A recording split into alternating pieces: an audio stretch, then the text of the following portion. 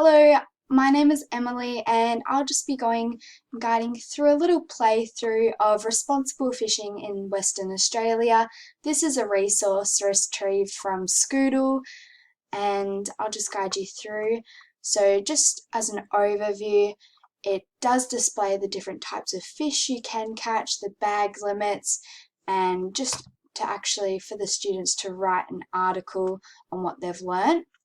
So when we click start, we're greeted with an introduction in regards to the rules and regulations of fishing. So you feel free to pause and read that in your own time.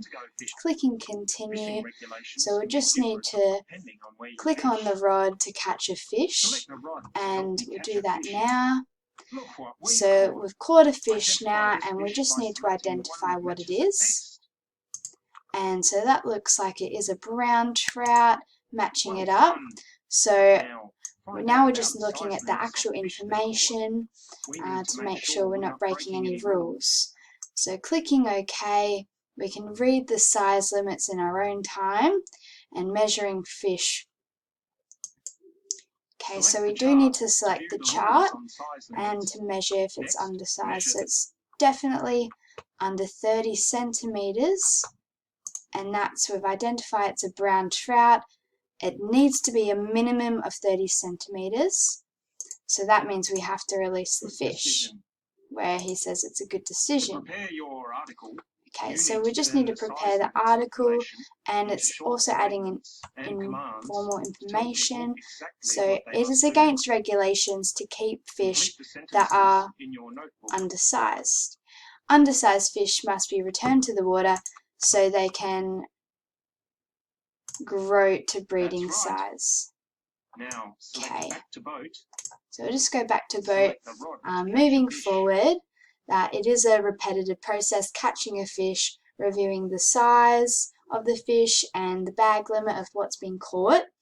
So that's very educational, because if a student or a child does grow up, they do need to be aware that there are laws and regulations in place, especially for fishing, just so we can help protect our native fish and ensure that there are higher populations in the future. So I do believe that this is a good resource, very educational. It does engage with the children, clicking on the fishing rod as if they're catching a fish. They can see the close-up of the fish as well, with the example of in centimeters how big the fish is, so just a size of what it is.